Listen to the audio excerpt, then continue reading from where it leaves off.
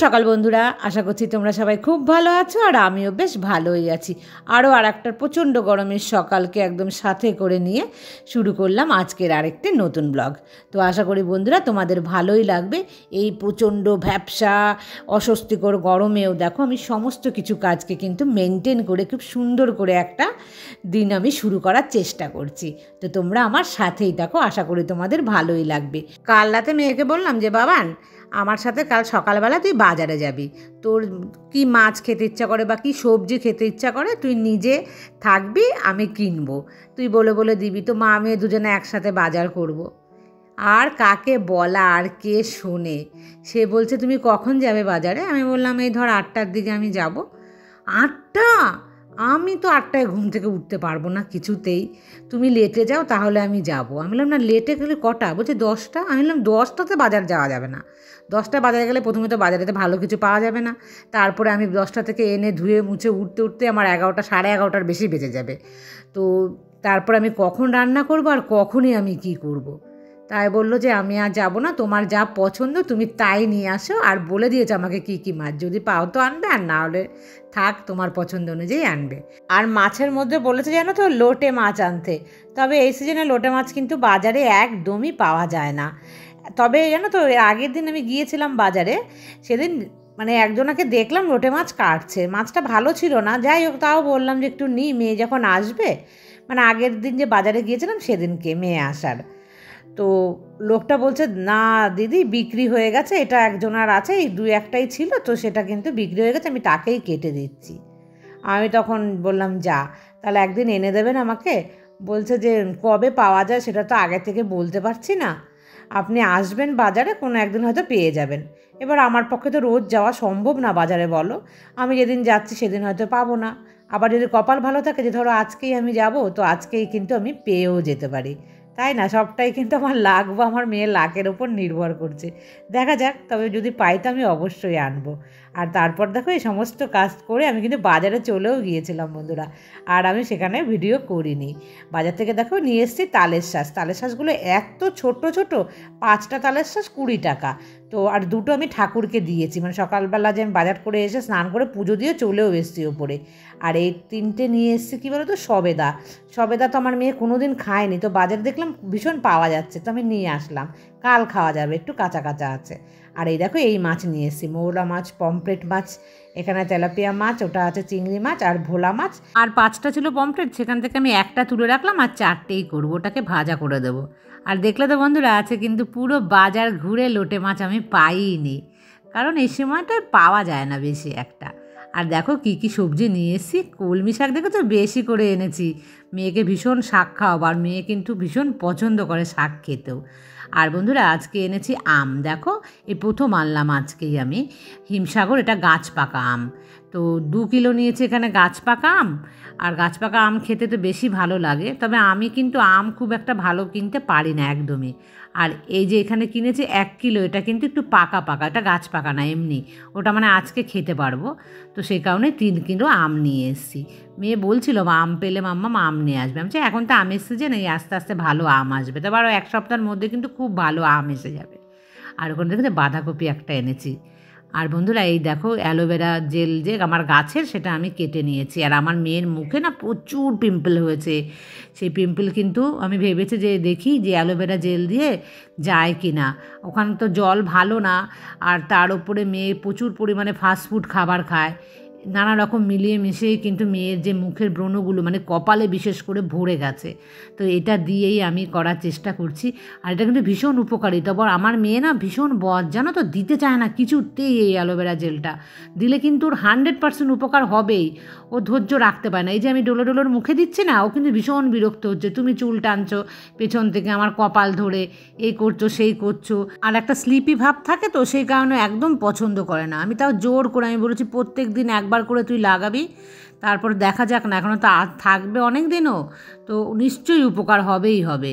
আর আমার তো ভীষণভাবে উপকার হয়, আমার যে স্কিনে আমি তো কিচ্ছু দিই না, তোমরা দেখতেই পাও, একদম ন্যাচারাল জিনিসই কিন্তু আমি পছন্দ করি বন্ধুরা, তোমরাও তাই করো। আর আমি ব্ল্যাক হেডসের কথা আমাকে বলেছিলে যে মধুমিতা, আমি কিন্তু সেটাও না 2-1 দিনের মধ্যেই তোমাকে দেখাবো, মানে আমি আমার নিজের উপরও প্রয়োগ করব, তো ভেবেছি সেটা আমি তোমাদেরকে শেয়ার করব, তাহলে তোমরা বেশ ভালোভাবে বুঝতে পারবে। মানে যদি আমি আমার মুখে প্রয়োগ করে দেখাই তাহলে কিন্তু ভালোভাবে বুঝতে পারবে, মুখে যদি বলে দিই তার চাইতে বেশি, তাই না? তো দেখাবো। আর এই যে আমগুলোকে না আমি কিন্তু বেশ অনেকক্ষণ জানো তো জলের মধ্যে ভিজিয়ে রেখেছিলাম, আর এই আমগুলোকে একটুখানি ধুয়ে তারপরে কিন্তু আমি কোথায় রাখছি দেখো, আজকে কিন্তু আর নিচে যাইনি, অনেকটা বেলা হয়ে গেছে না, এখন কিন্তু 11টা হয়ে গেছে, তো আর ইচ্ছে করছিল না বন্ধুরা যে আমি আর নিচে গিয়ে করি। তো এখানটায় না যে ফ্লোরটা আমি একটু মুছে নিয়েছি, সেটা আর তোমাদের সাথে শেয়ার করিনি আমি। আর তারপর দেখো এইখানটাতে আমি দিয়ে দিচ্ছি আমগুলো, একটু জল ঝরে যাবে তাহলে ভালো হবে। আর এনে না আমি আমগুলো কিন্তু ঢেলে দিইনি, কেন থালার মধ্যে অনেকটা জল আছে, তাহলে সেই জলগুলোও কিন্তু পড়বে। আর এই যে এই আলুগুলো এখানে আজকে ধুচ্ছি বন্ধুরা, এখানে একদমই আমি ধুতে চাই না, কিন্তু নিচে ধুই দিই। আর দেখেছো আলুতে কীরকম নোংরা, আমি বাজার থেকে আলু নিয়ে এসেছি আজকে, আর প্রচুর নোংরা। আর এই এত নোংরার জন্যই কিন্তু আলু আমি ওই নিচে যাই, কিন্তু দেখো সব দিন তো সব রকম এনার্জি থাকে না, আজকে আর কিন্তু আমার একদমই ইচ্ছে করছে না নিচে যেতে, তো সেই কারণে কিন্তু আমি এইভাবে ধুয়ে নিচ্ছি। আর এই বেসিনটাকে আমি তোমাদের আগে বলে দিই, এর মধ্যে কিন্তু কোনো এঁঠো কাটা আমার কিচ্ছু ছিল না, একদম পরিষ্কার ধোয়া মোছা কিন্তু ছিল বেসিন, আর তার মধ্যেই আমি ধুয়ে নিচ্ছি, কারণ যে মাছের আঁশ বা কিচ্ছু কিন্তু এর মধ্যে নেই। আমি তোমাদেরকে দেখিয়েছি মাছটা সমস্ত তুলে রেখে ফ্রিজে আমি কিন্তু আবার জায়গা সমস্ত মুছে নিয়েছিলাম। আর এবার দেখো এই আলুগুলোকেও নিয়ে কিন্তু আমি দিয়ে দিচ্ছি ওখানটাতে, আর ওখানটা কিন্তু জানলা দিয়ে রোদ আসবে একটু পরেই, তো সেই কারণে এখানটা দিয়ে দিচ্ছি, আর একটু শুকিয়ে গেলে সুবিধে হবে নিয়ে নিতে।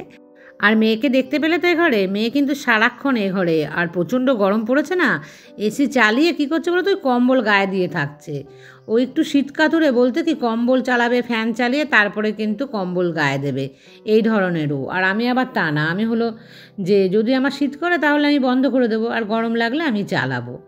আর বন্ধুরা আজকে না 2 রকম মাছ করব, মেয়ে তো ওই চুনো মাছ খেতে চেয়েছে, তো ভালো ছিল চুনো মাছটা, তবে খুব কমই আনি, আমি বেশি কাটতে পারি না, তো ওই 200 গ্রাম মতন এনেছিলাম এই চুনো মাছ, তো এটাকে কিন্তু একটুখানি ঝাল মতো করছি।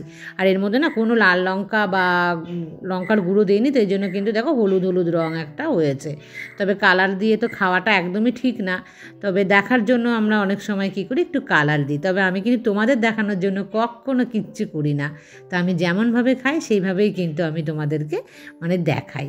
আর এখন আসছি রান্না করতে সেই পমফ্রেট মাছটা, পমফ্রেট মাছের ঝাল খেতে তো ভীষণই ভালো লাগে, আমরা প্রত্যেকেই খাই, তবে পোস্ত দিয়ে খেলে কিন্তু ভীষণ ভালো লাগে, তবে আজকে দিইনি, আদা পেঁয়াজ রসুন কাঁচা লঙ্কা টমেটো এই কিন্তু আমি দিয়েছি মশলার মধ্যে এর মধ্যে। আর একজন আমাকে বলেছে রান্নার যে মানে কীভাবে করি সেটা একটু বলার জন্য মশলা টশলাগুলো, তো বন্ধুরা আমি বলে দিলাম, আমি খুব একটা রেসিপি দেখাই না তোমাদের সাথে, কারণ কি বলো তো অনেকেই না পছন্দ করে না এই রান্না দেখতে, আর যেহেতু এটা আমার রান্নার চ্যানেল নয় সে কারণে শুধু যদি আমি রান্নাই দেখাতে থাকি না তাহলে কি হয় বলো তো, অনেকেই কিন্তু এই রান্নাটা নিয়ে মানে ভালোবাসবে না আমার চ্যানেলটাকে দেখতে। আর পায়েল আমাকে বলেছে যে একটা রান্না বা রেসিপি আমি ওকে যেন দেখাই আমার, তাহলে ও করবে, আমি দেখাবো একদিন, আজকেই ভেবেছিলাম যে দেখাবো এই রেসিপিগুলো, কিন্তু কি বলো তো বাজার থেকে এসেছি তো ভীষণ গরম লেগে গেছে, রেসিপি করতে গেলে না বেশ একটু সুন্দর করে মানে প্রপার তোমাদেরকে দেখাতে হবে, তো সেই কারণে আমি দেখালাম না, তবে 2-1 দিনের মধ্যেই কিন্তু আমি পায়েলের অনুরোধে একটা রেসিপি দেখাবো। তবে আমার রেসিপি ভীষণই সিম্পল, তোমরা জানোই, খুব বেশি তেল মশলাযুক্ত খাবার আমি দেখাতে পছন্দ করি না, আর খেতেও পছন্দ করি না। যাই হোক বন্ধুরা, খাবার নিয়ে পুরো এসি রুমে চলে এসেছি, ওটাতে ভাত আছে, এই দেখো ডিমটাকে না ভেঙে নিয়েছে, আর পটল ভাজা, আর এই দেখো তোমাদের তো একবার দেখিয়েছি আমি চুনো মাছটা, তো এই হচ্ছে চুনো মাছের ঝাল, একদম শুকনো শুকনো করেছি, আর এই যে দেখো পমফ্রেট মাছের ঝাল বানিয়েছি, আর দেখো দুজনাই বসে পড়েছি কিন্তু এই ঘরে ফ্লোরের মধ্যে খেতে। আর ওর বাবা না ভিডিও কল করেছে, খেতে বসেছি তখন বলছে কোথায় মেয়েকে দেখাও, মেয়ে খাচ্ছে, কি দিয়ে খাচ্ছে কি করছে, তো আমি আবার দেখাচ্ছি জানো তো, যে এই দেখো আমরা খেতে বসে পড়েছি, যে মেয়েও খাচ্ছে, বলছে হ্যাঁ ওকে একটু বেশি বেশি করে দাও, আর ওর এখন কোনো কাজ নেই, ও শুধু খাবে আর হচ্ছে ও ঘুমোবে, এটাই ও করবে, মানে যত খুশি খেতে পারে আর যত খুশি ও ঘুমোতে পারে, কারণ এখন পড়াশুনো নেই, ও যেন এই কয়েক মাস আরামে কাটিয়ে যায়, তারপরে কিন্তু ওখানে গিয়ে যেন পড়াশুনো করে। আর বন্ধুরা এই দেখো আমি কিন্তু বিকেলবেলায় এসেছি, মানে খাওয়া দাওয়ার পর রেস্ট নিয়েছি, আর তেল জমেছে দেখেছো এতদিন পর। আর এই দুদিন ধরে একটু রান্না হচ্ছে না, দেখো সাথে সাথে কিন্তু তেল চলে এসছে আমার চিমনির মধ্যে। যাই হোক, এটাকে একটু আমি পরিষ্কার করে নিচ্ছি, একটু ওপর দিয়ে পরিষ্কার। এই যে চিমনির ওপরেও কিন্তু প্রচুর তেল যায় জানো তো, তো সেটাকে কিন্তু কেরোসিন তেল দিয়ে এইভাবে সপ্তাহে একদিন করবে, বেশি না। আর ডিজাইনটার মধ্যে না আমি বেশি দিচ্ছি না, কারণ তাহলে সাদা রঙের যে ডিজাইনটা ওটা উঠে যাবে, এই জন্য তার সাইড দিয়ে দিচ্ছি। আর এই যে মাঝখানটা যেখানটা আমাদের তেলটাকে টানে না, সেটাই হলো সবচাইতে কিন্তু হলদে ভাব হয়ে যায় যে এই জায়গাটাতে। তো এটাকে না একটু ওপর দিয়ে এইভাবে মুছে নেবে, তো তাহলে দেখবে চিমনিটা কিন্তু অনেক দিন পর্যন্ত ভালো থাকবে। আর পরিষ্কার তো লাগবেই দেখতে, তাতে আরও সুন্দর থাকবে। আর অনেকটা দামি জিনিস তো দামি জিনিসগুলোকে কিন্তু একটু বেশি গুরুত্ব দিয়ে আমাদের সব সময় কিন্তু দেখবে তার যত্ন নেওয়া উচিত। আমি ওই করে নিলাম, ধরো ওখানে 5 মিনিট মতন সময় লাগলো, তো এই 5টা মিনিট যদি একটু সময় দিয়ে দিই না তাহলে সপ্তাহে, তাহলে কিন্তু দেখবে তোমাদের জিনিসটা ভালো থাকবে না ওপর দিয়ে। আর যে ডিপ ক্লিন করবে সেদিন তো আলাদাই কথা, আর ডিপ ক্লিন কিন্তু মাঝে মাঝে করতে হয়, 15 দিনে না পারলেও মাসে একদিন কিন্তু চিমনিটাকে মানে যতদূর সম্ভব খোলা যায় সেটা খুলে কিন্তু করবে তোমরা। আর জানো তো বন্ধুরা, ওর বাবা তো মানে মেয়েকে দেখেছে বাড়িতে এসছে, তো ভীষণ কিন্তু বাবা পাগল হয়ে গেছে বাড়িতে আসার জন্য। তবে ছুটি তো বন্ধ হয়ে গেছে ওদের, কিন্তু এখন এই মুহূর্তে ছুটি কাউকে পাঠাচ্ছে না।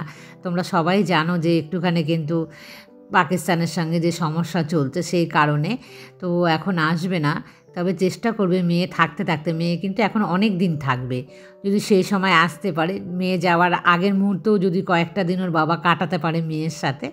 আর সেই জন্য ওর বাবা দিনও গুনছে, তো আমিও ভাবছি যে যদি আসতে পারে অন্তত যদি একটা সপ্তাহ কি 10 দিনও যদি মেয়ের সাথে থাকতে পারে, তো ওর বাবারও ভালো লাগবে আর মেয়েরও ভালো লাগবে।